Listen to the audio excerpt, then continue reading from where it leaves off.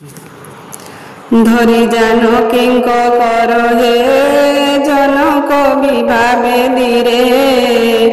ନେଇ ସମର୍ପିଲେ ରାମ ହସ୍ତରେ କୋଦଣ୍ଡ ଧର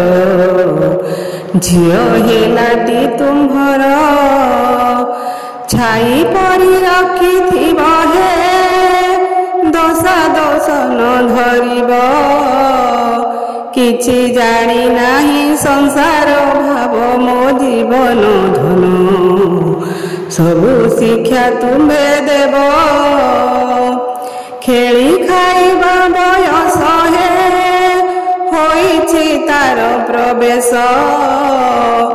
ଆଦର ବ୍ୟବହାର ନ ଜାଣେ କିସ ମୋ ଜୀବନ ଧନ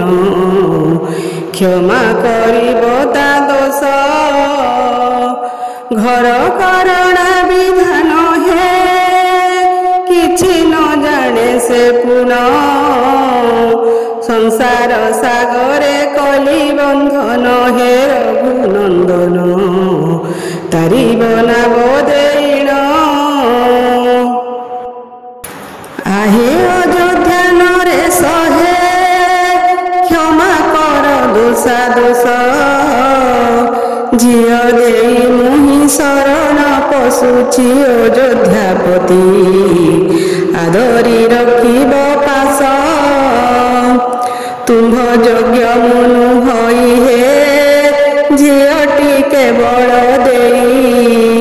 ଶରଣ ପଶୁଛି ଅଯୋଧ୍ୟା ସାଇ ହେ ଅଯୋଧ୍ୟାପତି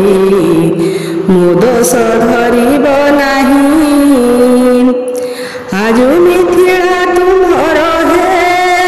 ହେଲା ଅଯୋଧ୍ୟା ଠାକୁର ସବୁବେଳେ ଦୃଷ୍ଟି ଥିବ ତୁମ୍ଭର ହେ ଅଯୋଧ୍ୟାପତି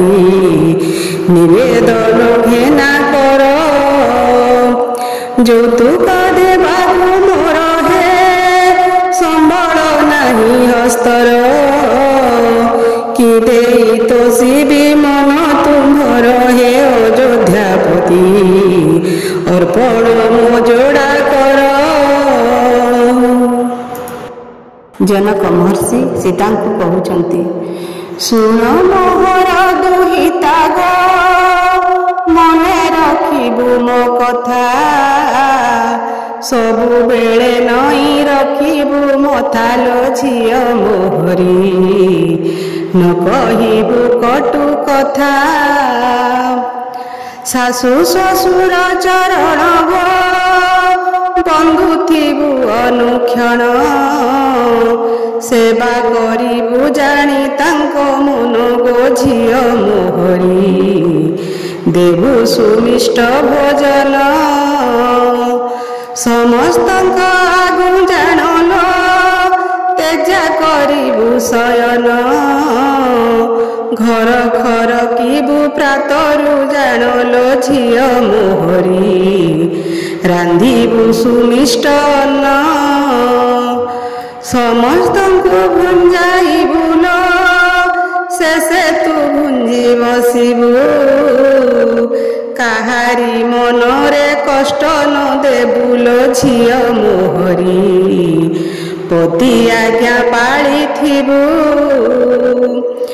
ସମସ୍ତେ ଶୋଇଲା ପରେ ଲୋ ଶୋଇବୁ ତୁ ହି ରାତ୍ରର ପଦ ମଞ୍ଚାଳନ କରି ସ୍ୱାମୀର ଗୋ ଝିଅ ମୋହରି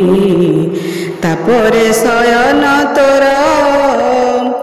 କିସ କହିବି ବୁଝାଇ ଗୋ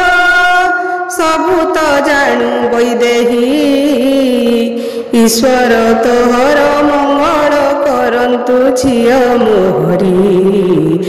ଆଶୀର୍ବାଦ ଦେଲି ମୁହିଁ